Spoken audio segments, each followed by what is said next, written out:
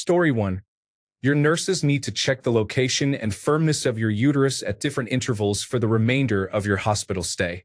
This can be extremely uncomfortable, and if your uterus isn't firm, they need to massage it to tone it up and decrease your risk of bleeding. You may experience severe muscle aches all over your body, as if you have just run a marathon. Your baby may spit up amniotic fluid and sometimes even dried blood, which can appear as brown, foul-smelling bubbles. Suddenly, your breasts become a central topic of speculation and conversation for your nurse, doctor, and partner. Story 2. How intensely you shake after giving birth. You start shivering as if you've been outside in freezing weather without a jacket for over an hour. You literally can't control it. When I started shaking about an hour after giving birth, I was so freaked out. I continued to experience the shakes for about a day. It was the weirdest involuntary reflex ever. Story 3. Reading these comments, I can't believe every person on earth has come from a woman who has had to experience these things. It sounds horrific. I'm not going to lie. Story 4. Postpartum preeclampsia is a real condition. You could be fine throughout your entire pregnancy and then, after giving birth, develop it unexpectedly. Had I not needed to undergo an emergency cesarean section due to the baby's heart rate plummeting and stayed that extra day in the hospital, the preeclampsia would not have been caught. The doctor informed me that it was so severe I could have died. I know myself. I wouldn't have gone to the doctor because I would have assumed it was just post-baby fatigue. They told me directly that I would have died in a few days due to dangerously high blood pressure. Ladies, monitor your blood pressure after giving birth. Everything already feels strange, so keep an eye on it for at least a week. Don't hesitate to go to the emergency room if something feels wrong. Bring your baby with you. They'll take care of them while they check on you. Don't risk your life because you think you're inconveniencing someone. Story 5. I was not prepared for how painful it would be when my milk came in. I had just given birth after 4 days of labor and 3 hours of pushing. I thought I had been through it all and was mostly done. Then my milk came in. It was overwhelming. The rapid increase in breast size was uncomfortable. I struggled with the experience and nursing. My baby nursed well, but I found it unbearable. After getting through the initial pain from my milk coming in, my nipples began to chafe and bleed. Felt like constant torture. I remember being shocked at how painful it was at first. Story 6. At some point, with no real training or any kind of test, they just leave you alone with the baby. You have to figure everything out: when to feed them, how many layers to dress them in, where to put them when they are sleeping, and what to do when they aren't sleeping and you need to use the restroom. There is no manual that matches your personality and the baby. What works for one parent-baby combination won't necessarily work for a different one, and there will be people who refuse to accept that. I sleep-trained and it was magic. I breastfed them until they were 6. We only feed organic food that was produced within 100 kilometers of our house. We just said no and that was it. Story 7. The first blowout. Within the first couple of weeks, the baby let loose and messes exploded everywhere. It was definitely a 2-person cleanup, as one person took care of the baby while the other managed the mess. Additionally, one tiny droplet of blood from a sharp fingernail nick could fill a baby's entire nostril, causing a sleep-deprived mom to suspect a serious issue. Story 8. Breastfeeding a newborn is incredibly difficult, and no amount of research can prepare you for it. Their tiny mouths can cause severe chafing on your nipples. You may find yourself feeding them for 40 minutes out of every 2 hours, which means sleeping for only an hour at a time at most. It's physically challenging to position a small baby to latch on and drink. You might also develop an infection called mastitis that temporarily dries up your milk and is extremely painful, often accompanied by a high fever. This is all assuming you have a good milk supply and your baby is able to latch properly. I had an easy time breastfeeding, having done it for a year and a half. I had always heard that breastfeeding is hard, but even after taking multiple courses and reading several books on the subject, I still couldn't understand what I was missing until I actually had the baby in my arms and a nurse helping me with the latch. Story 9. Delivering the placenta can be more painful than the actual birth. I had no idea how painful it would be. I experienced a rapid labor and only took 2 pushes. When they started the fundal massage, I felt my placenta being expelled from my uterus. It hurt incredibly, and I had just given birth without medication. When I saw it come out, it resembled a planet with craters. It hit me that it had been forcefully removed from my body. That was overwhelming.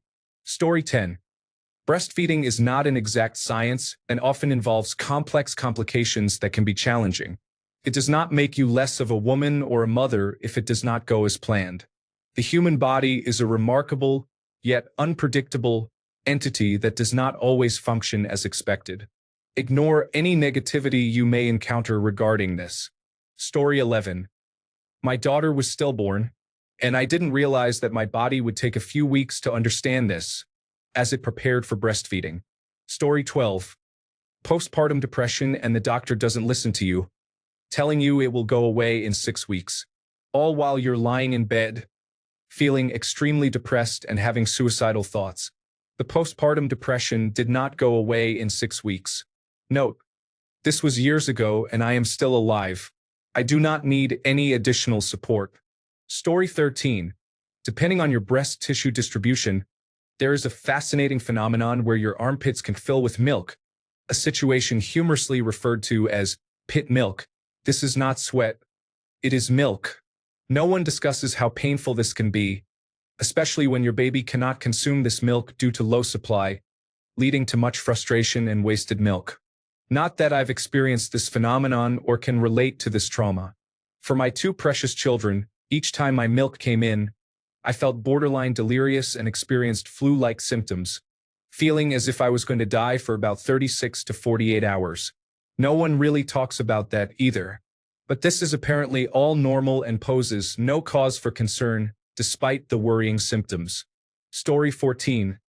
I had terrible daymars of bad things happening to the baby, vivid and detailed visions every second of the day.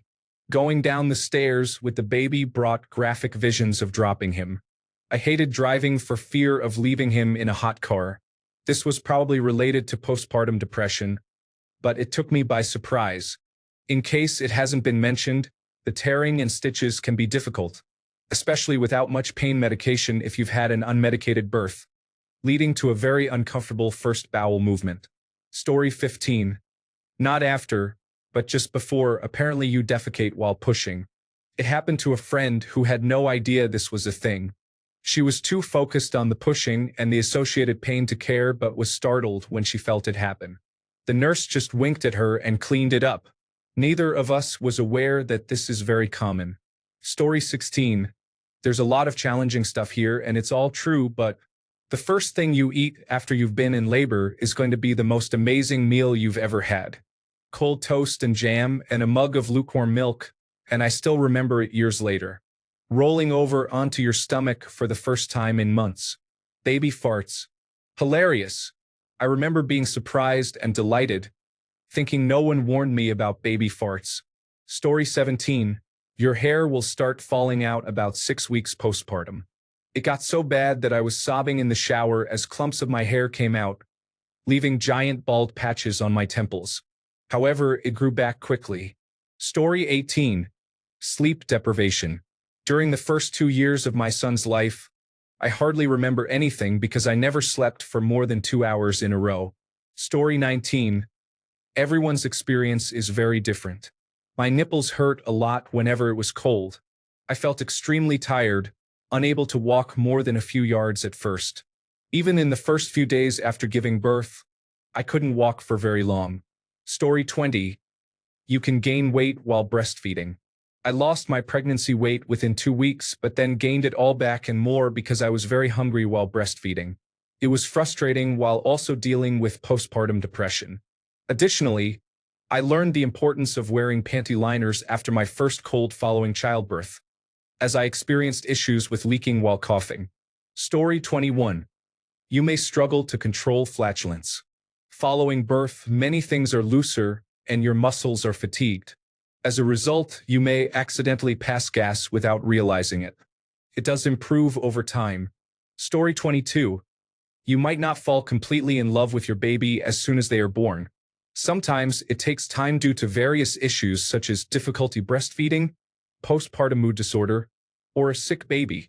Just keep cuddling and feeding, and then the love will come. When it does, it's the biggest rush of love you'll ever feel. I still remember when it hit with my son about a month after his birth. I felt like a monster for not feeling anything but anxiety and fear towards him when he was born. However, this experience is common and not discussed enough. Story 23. My wife was just diagnosed with perinatal cardiomyopathy. It was also discovered today that she suffered a heart attack during the third trimester, which was disguised as Braxton Hicks contractions. Our son is 10 days old. I am utterly devastated and have no idea what to do. Pregnancy can be very dangerous. Knowing your health and body before getting pregnant is important. Story 24. Baby's first poop is important. Ask them to put Vaseline between the buttocks when they put on the first diaper and to reapply for the first few poops afterward. Story 25. Many people mention postpartum depression and baby blues, but I didn't find much information on postpartum anxiety before I had my first child. I literally did not sleep for 4 days after my son was born because my anxiety was so intense. I was prepared to feel depressed, but I wasn't ready to be afraid of my baby. Hormones can have a significant impact. Story 26. Nurses come into the room throughout the day and night, often reminding you to try to get some rest. Story 27. Apparently, you smell so the newborn can find you. That's sad. It seems like the most uncomfortable out-of-body experience lasts for 12 to 15 months. I just laugh at celebrities and influencers during their fashion moments because I know the truth. They often smell of deli meat and onions. I see many regular moms surprised and mortified by this, so I'm sharing it for educational purposes. Story 28. I ruptured my uterus. I do not recommend it, although I guess it technically happened during birth and after. Story 29. The full body fatigue from all the pushing lasts for days afterward. Also, please don't listen to friends or family who beg you to see the baby right after birth. People can be overwhelming during the first 2 weeks. If you decide to breastfeed, sometimes your milk doesn't come in until 3 to 7 days after the baby is born. Lanolin cream will be your best friend. As others have mentioned, for bleeding, I recommend the Freedomom postpartum kit. The foam and the upside-down washing mister are incredibly helpful. Remember, a mother has to be taken care of so she can take care of her baby. Instead of asking people to watch the baby, ask your support system to help with dishes, lawn care, taking out the trash, and vacuuming. If you have a partner helping you, ask them to make sure you have food and water, as well as an easy changing station with wipes, diapers, rash cream, lanolin, and all the other essentials easily accessible for you. If possible, take 10 minutes to shower every day and 5 minutes to go outside for some alone time, rain or shine. It's crucial to have time for yourself to keep your mind and body healthy. Story 30. Waking up with rock-hard breasts was not at all what I prepared for. The pain was like the worst toothache ever. Only in my breasts. I read the baby books, which said the milk would come in, but they didn't mention that my breasts would be as hard as diamonds. They also didn't warn me not to put warm cloths on them, or they would leak. I did not breastfeed. She latched on once, and I nearly fell off the bed. It felt like a barracuda nursing on me. Couldn't do it. Story 31. Mine was that you suddenly go from being an important patient to nobody. You are nothing more than the baby's feeding unit, the baby's diapering unit, the baby's bathing unit, etc. Before the baby is born, they are interested in your body and how you are doing. After the baby is born, they treat you like a misbehaving and inconvenient accessory to your baby, and you find out that they were only interested in you because the baby was inside you. So they don't care about your pain, your dignity, or your consent anymore. Can you have pain management after the massive surgery you just had? No, it can get in the baby's milk. Will the nurse please leave so you can have some privacy? No, they've seen it all before, and you're wasting time. I'm not comfortable with anyone touching my breasts. Can you not? No, this needs to happen or breastfeeding won't work, and your baby will fail to thrive. Your own recovery is secondary to the baby's needs, no matter how small. And that's ridiculous. Story 32. You might not be able to breastfeed, and that's okay. You might be able to breastfeed but not want to, and that's okay. You don't have to. No, really, it's okay. Story 33. 40 to 50% of women will experience some form of prolapse, which occurs when the uterus, bladder, or rectum drops into the vaginal canal. Story 34. Right after having the baby, after our golden hour was over, my nurses helped me walk to the bathroom and assisted me with using the toilet. One nurse helped me squat while the other sprayed warm water with a peri bottle as I urinated. I did not expect any of that, but it makes sense. Story 35. Your belly only goes down to the size it was around the second semester. You may start bleeding and it can continue for weeks. If you gave birth vaginally, your external genitalia can become swollen, possibly enough to interfere with your ability to urinate. Story 36.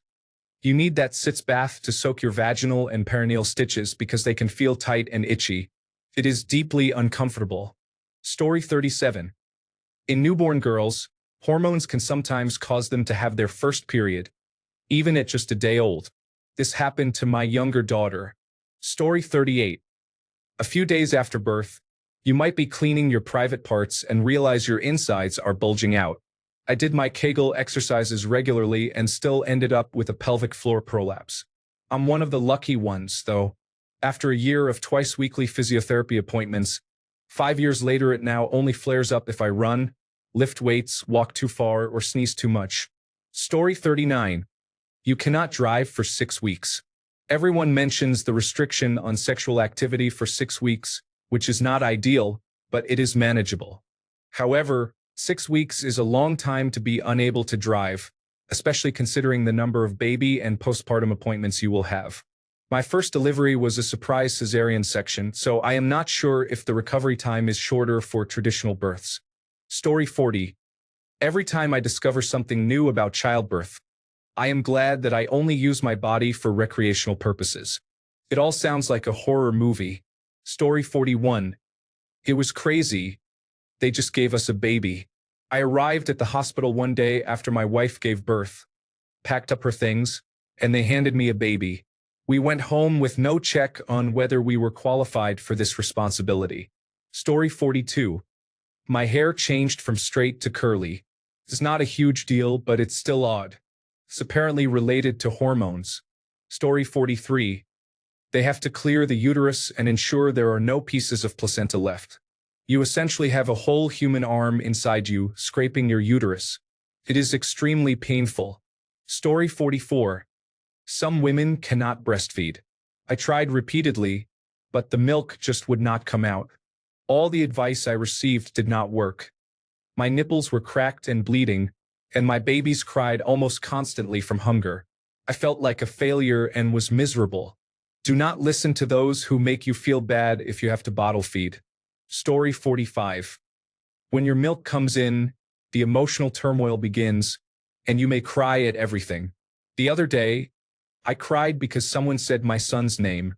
Not just the first diaper change, but for the first week or so, it felt like my soul left my body. Keep using your stool softeners. I had a cesarean section, but I still need to focus on pelvic floor exercises. You are in charge of this little life.